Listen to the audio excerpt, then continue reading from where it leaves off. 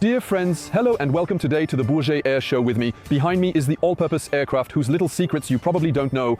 Aerei da Trasporto Regionale, the regional transport aircraft. They worked hard to come up with the Franco-Italian name. This aircraft accounts for over 50% of the world's turboprop planes. It's not for nothing, it's because it's the best.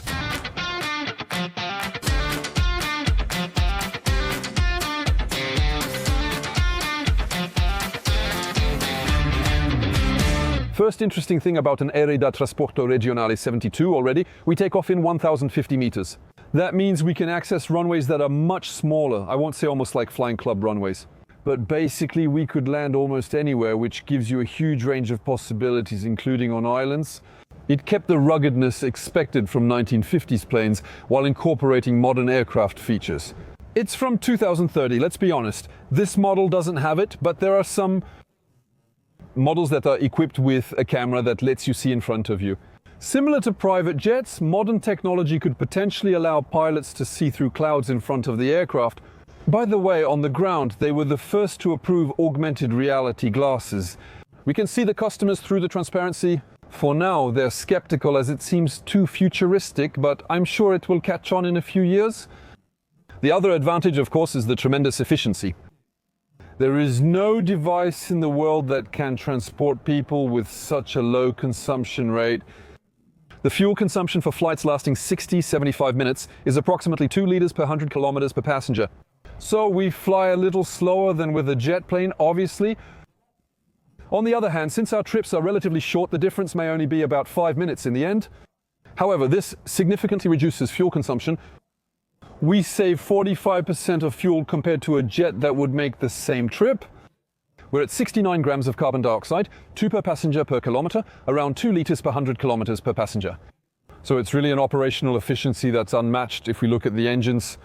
Many people mistakenly believe that open engines like this are from propeller planes or the Middle Ages. However, that's not the case at all.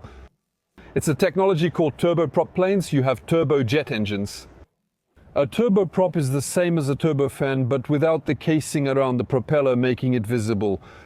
In fact, we're using the latest technology. Notice there are now 6 propeller blades instead of 4. The engine, developed by FIJAC in France, is more efficient than previous models and comes in various categories. And there's work with Pratt Whitney Canada to create yet another new generation, which will further reduce fuel consumption per passenger. On the front of the wings, you have these kinds of tubes that can inflate if the plane ever has to operate in icy conditions. We're not using electrical systems that overconsume, so here it's really tubes that inflate and knock off any possible ice, which could change the leading edge and therefore the aerodynamics of the plane or even affect its safety. In terms of airport reception, it's a plane that can land anywhere even if the airport isn't equipped. You know, when you have a big airliner, you obviously need tools, you need APUs. It can do what's called hotel mode, which means we can get power energy from the engine without running the engine, so it's a generator. This makes the aircraft fully autonomous for air conditioning and electricity. And then look at its height. You can access the cargo hold directly without needing containers or having to use levers to bring, for example, the luggage. So really he can very quickly access a new area without even needing to prepare it for weeks and weeks with logistics. As you can see, it's a high-wing aircraft. That's one of the features that allows it to access all kinds of unprepared terrain, gravel and so on.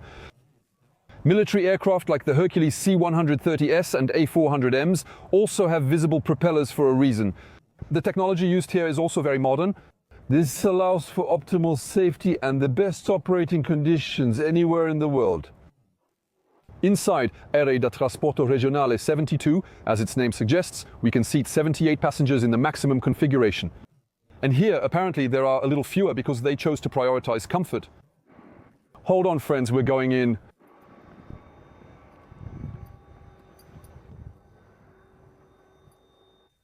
Here, there is a seat configuration on each side. People who are 6'1" can walk upright. You have the luggage racks that allow you to hide all that. The plane has good visibility and brightness due to many windows. Every seat has a window, unlike some other planes. I forgot to show you a little thing at the back. I was telling you about the luggage earlier. The luggage can be placed directly inside the plane in two compartments, one at the front and one at the back.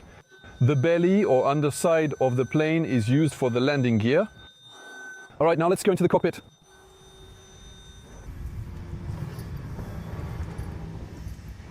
This aircraft features the latest Thales avionics suite with a state-of-the-art glass-top cockpit. The technology is highly advanced and modern. However, there's a small technical detail that's quite amusing. It's this button here. It's the only plane that has a horn. Move your wheelbarrow over there. There's also a new string to ATR Trasporto Regionales bow. It's luxury, it's comfort. We're joining Louis for that. Hello, Louis. Hello, let's go. So here, we're in a cabin that, sure, it's the width of an ATR Trasporto Regionale, but it's not really the transition that is different. We're showcasing our new very important person solution called the ATR Trasporto Regionale Highline, a collection of very important person cabins located right up there. We now offer solutions for business class, premium class, and ultra very important person for governments. So what you can see here, Xavier, is, for example, the ATR Trasporto Regionale without the overhead bins. Yes, so you literally have the three sections, the widest of all clean tubes, but you also have the section for the biggest private jets in the world.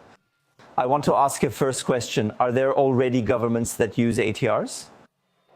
Absolutely, there are many. I'm thinking of the royal family of Thailand, who fly in very important person ATRs. They have their very important person section with, for example, this ceiling at the front, and the rest is economy for transporting staff, for example. private individuals and luxury hotels exist, so we won't really target private individuals. What we're going to target is more airlines that want to stand out, that want to be a bit like boutique airlines. So they can consider having this ceiling and different types of seats. For example, here is a premium seat, which is really smart, because the idea is that this table, so we have an individual seat, but this table can be removed and we can reinstall a seat here if we want. In 10 minutes, okay. Yes, so it's very modular. So it can be used for a business class or for regional. So we can have a few rows with this, but we can also have an interior, for example, all premium. This benefits the charter market, including transportation for soccer and rugby teams. This is the first solution following our eco seats. And then we have something that's still a step above. It's a genuine business seat measuring 23 inches wide, which is as wide as business class seats on long-haul flights. You have to imagine having the same thing on the other side.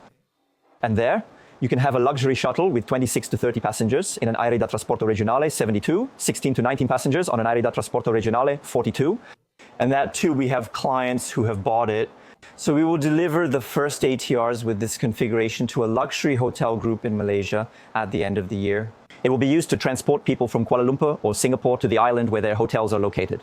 So it's for their clients to give them a travel experience that starts with the flight. And we announced a lot of things yesterday. Air Tahiti will also take delivery of a new plane next year. With this seat, 26 seats, this ceiling, they will serve the hotels in the United States of America side by side.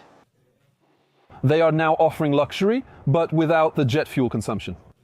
Absolutely excellent. Bravo, thank you. But also there's a project that's particularly close to my heart. David, hello. Hello, Xavier. Earth is so good, it's so healthy that we're going to turn it into a water bomber plane. That's it. Exactly, that's true. That's him. That's the Kepler project. 72, please elaborate. We take this plane, either brand new or one that has already flown, that has carried passengers for a few years. We install a cargo door on it, we do the cargo modification. One of our partners has the worldwide exclusive on this modification.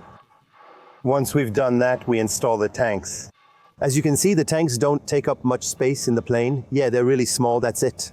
Indeed, there are 7,500 liters of retardant or water inside, so it's the equivalent of a Canadair, a bit more than just a Canadair. We have a drop system that can either do direct attack with a blast effect like the Canadair, or drop retardant with a retardant support line, which allows us to put down this product that delays the arrival of the flames and lets firefighters do their work in a slightly less dangerous area. We have an agreement with European Union Aviation Safety Agency that allows us to move forward on the requirements. letters of intent or interest are coming from politicians and civil security. Everyone is involved. It's starting to come together. Yes, excellent. Let's be clear, you're still the captain of Borse on the Boeing 777, not the co-pilot. Co-piloting is for amateurs, with plenty of other top-level players involved in the transformation of the planes. So we know it's a reliable project. Safety, it's to be operational. When? 2027 certification late, 2026 first flight summer, 2026. All right. I'm not entirely outside the project. I believe in it so strongly that I joined them. This is the first time I'm discussing it on the channel. I genuinely believe in this company and think we'll achieve great things. Next steps. Next steps, it's the fundraising. We continue the engineering, which hasn't stopped for over a year. The first plane should arrive in the hangars in November for a first operational flight a year later. Well, I'll briefly mention the fundraising. You might be able to join an excellent project with amazing potential. Yes, exactly. This project, while not directly led by ATR Trasporto Regionale, has great potential due to the aircraft's reliability. And here, these are what we call the planes that do pelicandrome. That means they're going to take off from airports where we can load them with water, simply with firefighters who will supply and refill the tanks. Similar to today's 400s, but they're nearing the end of their service life.